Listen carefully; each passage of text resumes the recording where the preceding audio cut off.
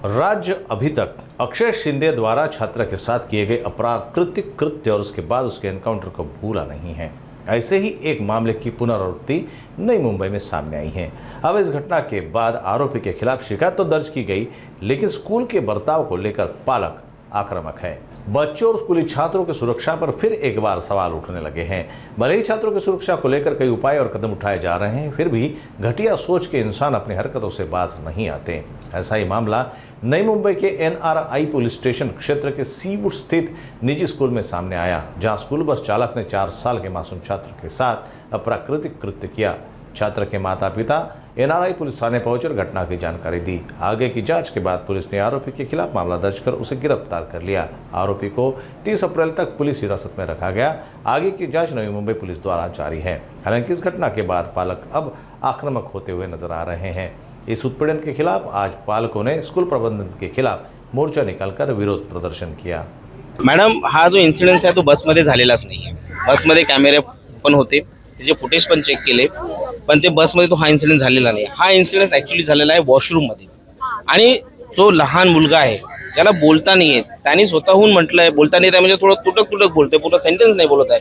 त्यांनी म्हटलेलं आहे क्लिअर की मला अंकलनी वॉशरूममध्ये नेलं, ठीक आहे, हे त्यांनी क्लिअर कट सांगितलंय। तरी पण तुम्ही बघा की प्रिन्सिपलचं जे हे आलो कमेंट आलो की बसमध्ये झाला, मी बसचे फुटेज चेक केले, तिथं आम्हाला काही दिसलं नाही आहे। ॲक्च्युली हा तिथे झालेलाच नाही आहे इश्यू।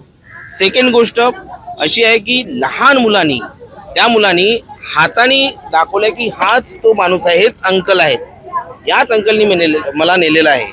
पण त्याच्या बेसिसवर पोलिसांनी त्याला अरेस्ट तर केलेली आहे, पण त्याच्यानंतर काय, प्रिन्सिपलनी अजून पण एक रिस्पॉन्सिबिलिटी जी आहे घ्यायची आहे ती या इन्सिडेंटची घेतलेली नाही आहे। आमची डिमांड आहे की ॲटलिस्ट प्रिन्सिपलनी एक मॉरल ग्राउंडवर, एक ह्युमॅनिटी ग्राउंडवर ॲटलिस्ट रिस्पॉन्सिबिलिटी घ्यायला हवी।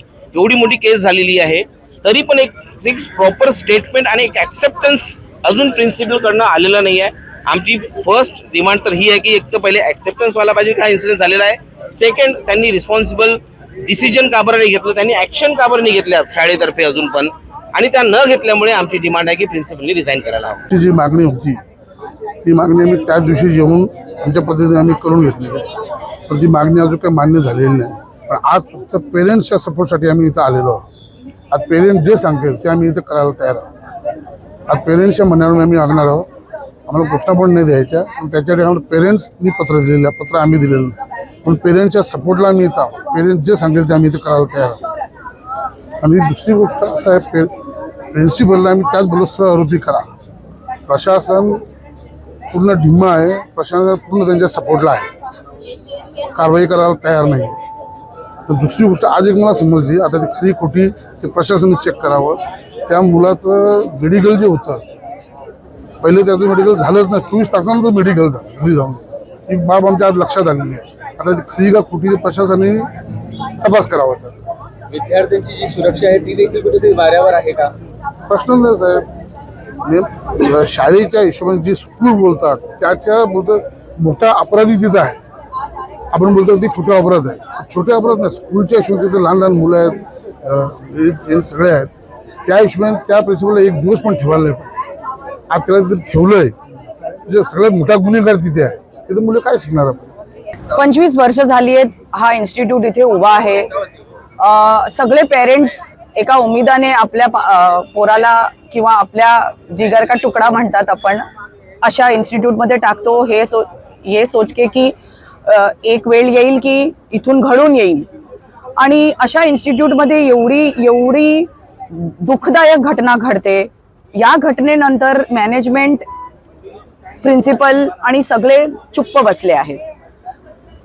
कुठल्या डोक्याने आम्ही म्हणजे एवढे घाबरलेले पेरेंट्स आहोत, एवढे शॉक्ड पेरेंट्स आहोत, एक कम्युनिकेशन नाही आम्हाला की काय झालं आहे, त्याची तपासणी कशी चालली आहे, तुम्ही सिक्युरिटी कशी केली आहे, त्याबद्दल कमिटी कशी उभी झाली आहे, काय अश्युरन्स आहे आम्हा पेरेंट्सना की आम्ही पाठवू पोरांना, कसं पाठवू आम्ही पोरांना with so much shock, hurt, अँगर, pain in our hearts for what has happen to such a small 4 वर्षीय मुलासोबत अशी घटना घडते एवढ्या नामी शाळेत, जिची fees is one of the highest in CBSE schools.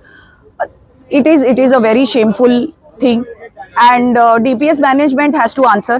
DPS मॅनेजमेंटना आम्हा सगळ्यांना जबाब देणे खूप खूप गरजेचे आहे.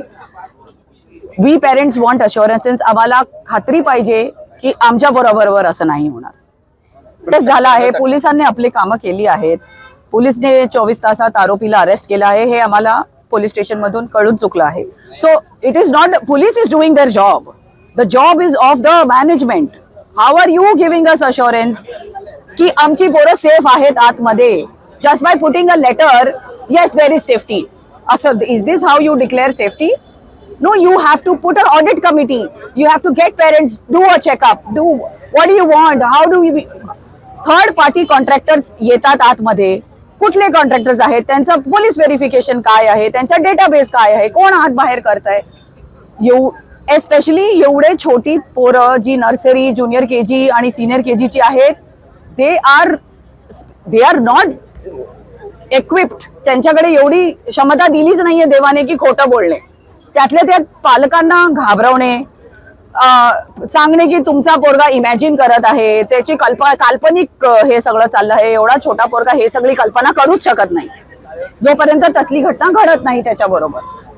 आणि तुम्ही म्हणजे एका मेंटली त्रासलेल्या पेरेंटला घाबरवताय आणि सांगताय की तुम्ही आमच्या स्कूल बद्दल असं बोलता तर आम्ही असं करूया. म्हणजे पेरेंटकडे तुम्ही काय सांगता? सोडून जा, चुप्प बसा, सोडून जा, देश सोडा, सिटी सोडा. I mean this is ridiculous. It's very sad.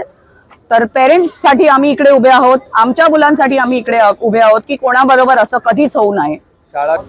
हुकुमशाही आहे की नाही आहे ही that is something that I can't comment on. मला एवढं माहिती आहे की शाळा व्यवस्थापन एवढी मोठी घटना घडते, सगळ्या पालकांना जबाब देणे त्यांची उत्तरदायित्व आहे.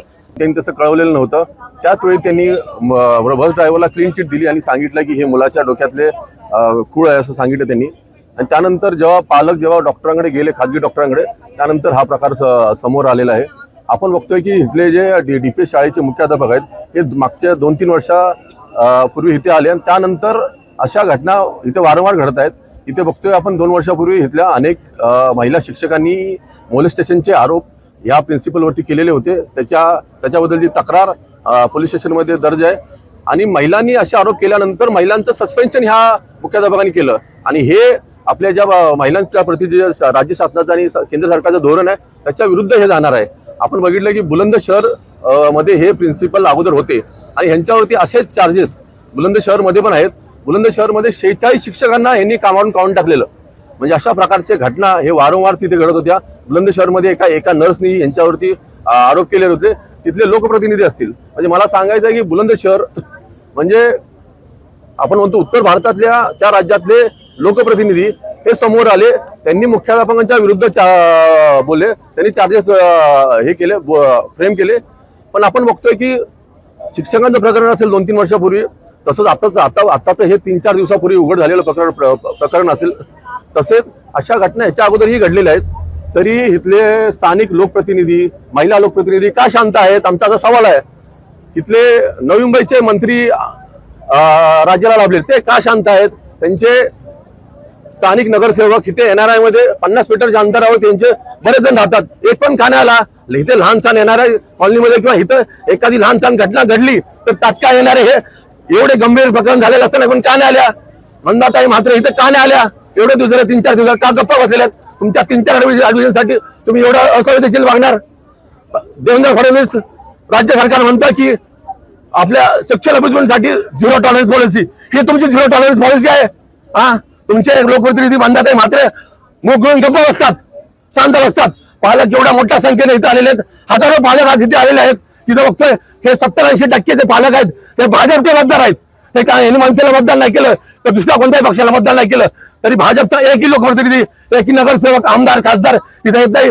या आमदारांचा आम्ही इथे निषेध करतो आणि आमची मागणी आहे की हे जे प्रिन्सिपल आहेत मिस्टर वशिष्ठ त्यांचं तात्काळ निलंबन झालं पाहिजे आणि ह्यांना या पॉस्कोच्या गुन्ह्यामध्ये आरोपी हे केलंच पाहिजे ही आमची मागणी आहे. तोपर्यंत आमचं हे आंदोलन संपणार नाही याची दखल राज्य सरकारने घ्यावी.